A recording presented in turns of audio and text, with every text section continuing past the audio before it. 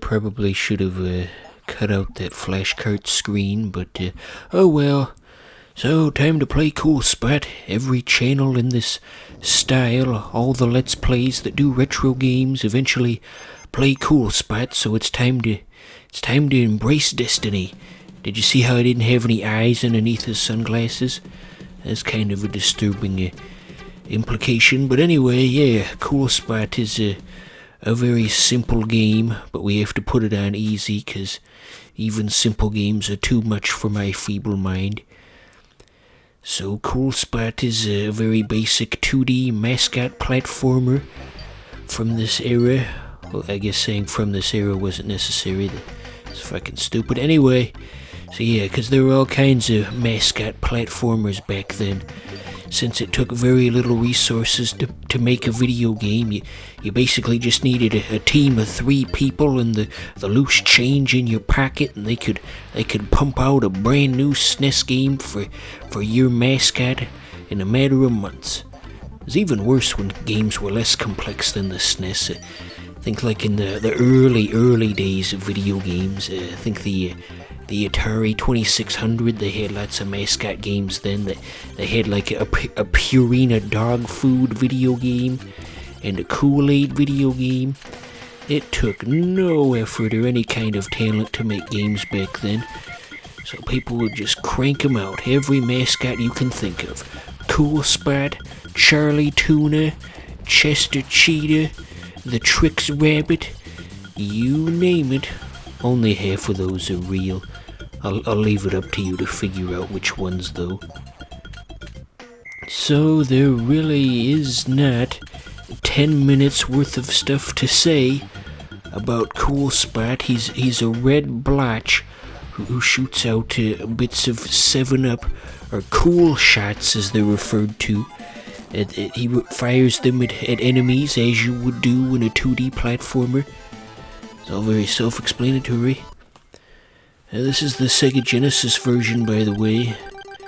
You could probably already tell by what was the name for that special sound font they had for the Genesis? I don't know what the hell I'm asking you for. Gems, that's what it was. They had the Gems sound font for the Sega Genesis, where you didn't have to know how to do computer programming to add music to a Genesis game. There was just like a special keyboard you could hook up to your computer, and you could play the sounds that way.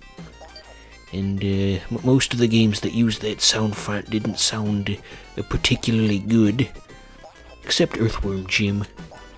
Yeah, that one used the Gems sound font. That turned out okay. So these first 2 levels definitely have an aquatic theme to them. First we ran a sand place.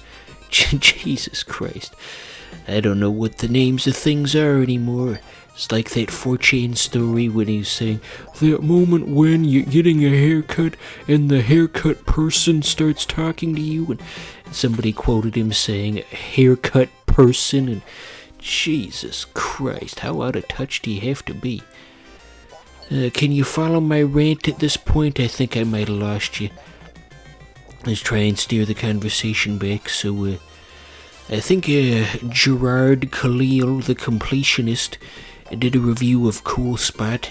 In retrospect, maybe I should have looked at that before recording this to get some ideas of things to talk about. But anyway, I saw it a couple of years ago, and I think he had a beef with the camera or something like that.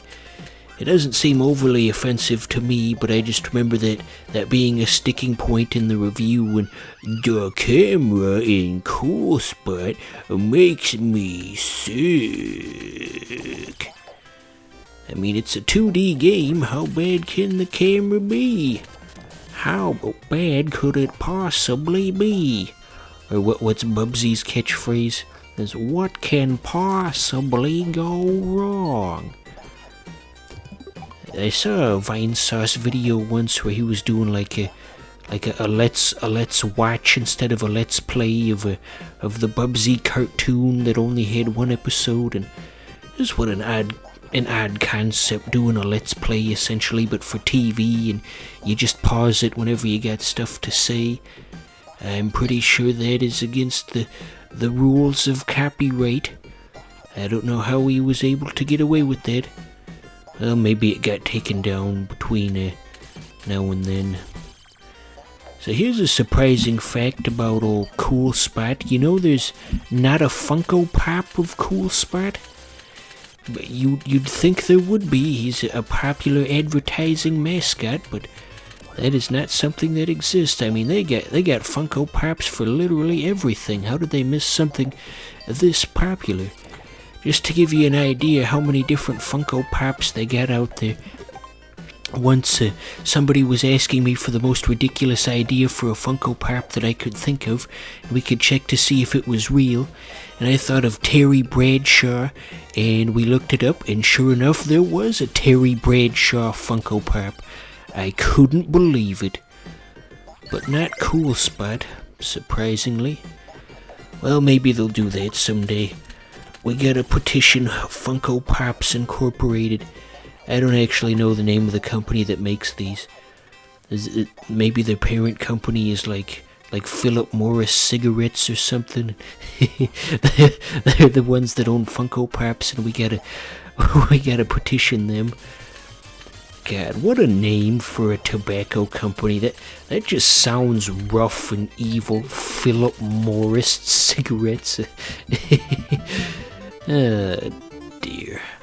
You see Cool Spot's face fell off the UI when we lost our life? That's pretty cool attention to detail. Reminds me of how in Banjo-Kazooie you had your character life icon, and the expression of the character would change based on how much health you had.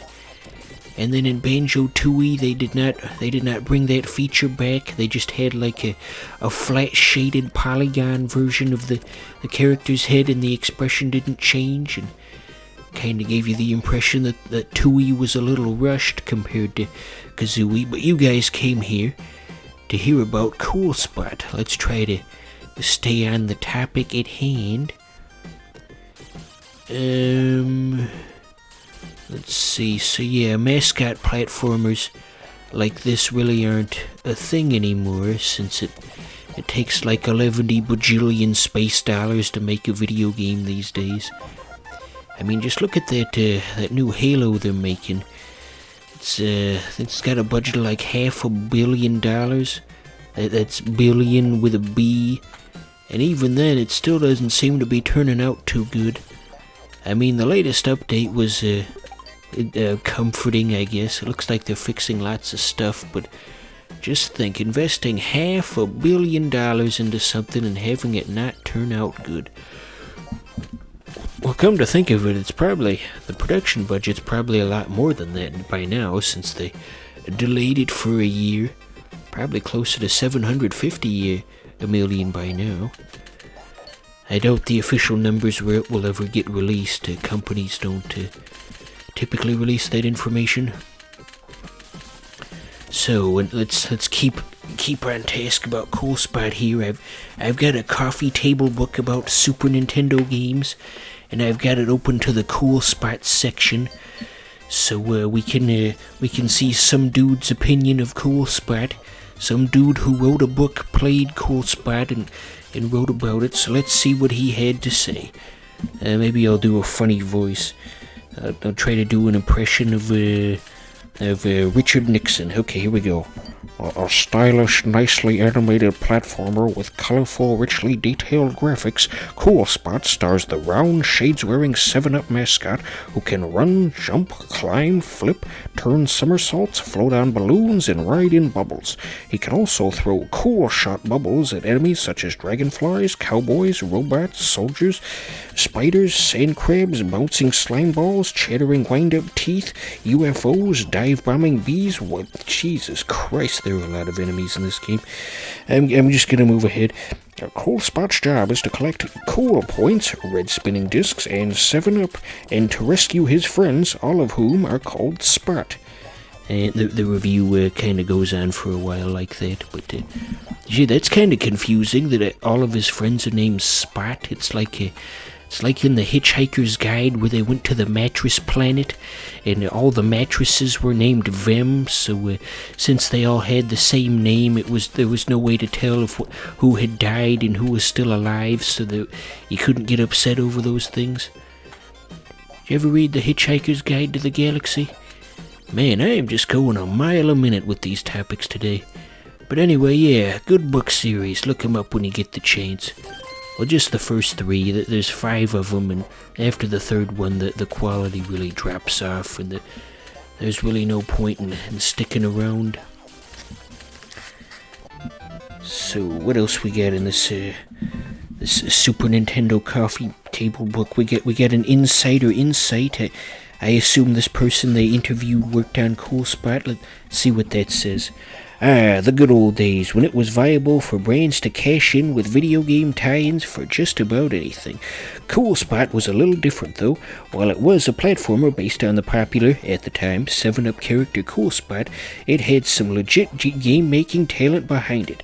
Developed by Virgin Games in its heyday, Cool Spot was programmed by David Perry, the Genesis version anyway. Mark Kelly programmed the SNES game, also known for the time for Disney's Aladdin, the Genesis game, not the SNES game, and Earthworm Jim. Well, that was a run-on sentence. Tommy Tallarico, who was making a name for himself at the time for utilizing digitized audio samples for higher quality soundtracks, handled the score.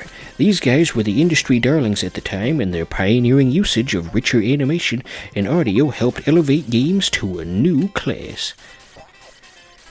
So yeah, this game had some real talent behind it, apparently.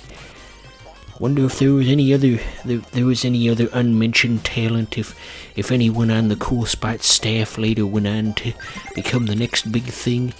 You think this was secretly like Gabe Newell's first game? Good old Gabe Newell. That's not a quote of his. There was a Gmod item once, and it had made Gabe Newell's voice say, well, I. That's not a thing people know about, so I guess that wasn't the Gabe Newell quote to go with, but are there any actual famous Gabe Newell quotes out there I could have used? I certainly can't think of any. So, I was watching an old a Sleepycast video. It's not from them directly, but just they guest starred on another show.